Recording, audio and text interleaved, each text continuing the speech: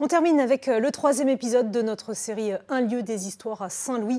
Ce soir, rencontre avec les artisans d'art installés à la cité d'Anzas, une friche reconvertie en un formidable lieu de création. Stéphanie Malorand, Bernard Stemmer. Nous restons aujourd'hui en plein cœur de Saint-Louis, à la découverte de la Cité des métiers d'art et rare. Elle fête ses 10 ans cette année. Ici, il y a une quinzaine de résidents en pleine création.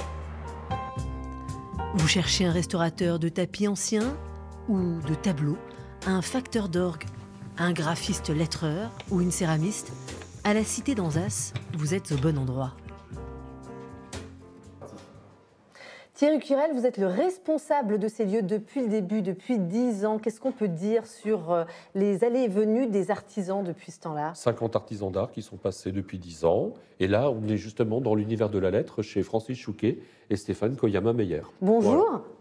Bonjour à vous. Alors, ils sont là depuis 8 ans, c'est bien ça. Et ils travaillent à l'international. C'est ce qui fait aussi l'intérêt de cette cité d'Anzas, c'est que ça travaille à l'international grâce aux réseaux sociaux et des expositions un peu partout dans le monde. On va continuer. Je vais vous montrer les autres ateliers. Très bien. Et alors là, on peut voir que le couloir sert aussi d'espace de stockage. Tout à fait. Alors, stockage temporaire, parce que Luc Meurice fabrique des orgues portatifs en bois à tuyaux carrés avec 17 essences de bois différentes. Et voilà. Et là, maintenant, on arrive chez Janine Gretner, qui est céramiste porcelainière. Bonjour. Voilà. Bonjour Janine. Ah oui, c'est joli. En pleine activité. Alors là, vous faites des bols en porcelaine, oui, très ciselés. Oui, tout à fait. Mais ça, c'est une technique de coulage, en fait. Ouais. Et après, je vais regratter la matière. Parce que du coulage, je trouve ça ennuyeux. Chaque pièce est unique, en fait, puisque je ne vais jamais gratter de la même manière. Je vais prendre différentes structures, etc. Alors vous travailliez avant dans le sud de la France. Vous êtes arrivé il y a 4 ans à la Cité d'Anzas. Tout à fait. Qu'est-ce qui vous a donné envie de vous installer ici? C'est la vie, en fait. J'ai entendu parler du lieu, j'ai vu le lieu, j'ai trouvé ça formidable.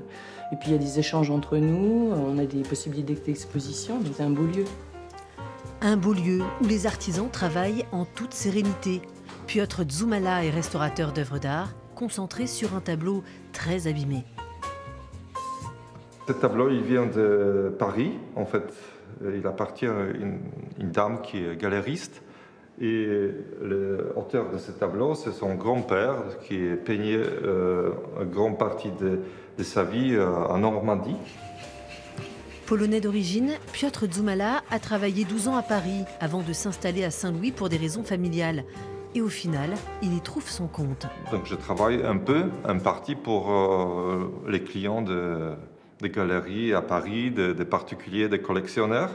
Et bien évidemment, quand je suis installé ici en Alsace, j'ai aussi une nouvelle clientèle qui ça ouvre plutôt vers la Suisse. Donc les galeries en Suisse et les collectionneurs en Suisse. Je profite d'un très bel espace ici. Ça nous permet de vraiment travailler dans des conditions très confortables. Qu'est-ce que c'est pas évident, par exemple à Paris. D'avoir un atelier comme ça, de cette taille. Exactement. Un grand atelier tout confort, c'est aussi ce qui a intéressé Joséphine Hirschi, l'une des dernières arrivées. J'ai besoin d'une électricité triphasée, ça s'appelle, qui me permet de faire des cuissons à haute température parce que je cuis à 1300 degrés.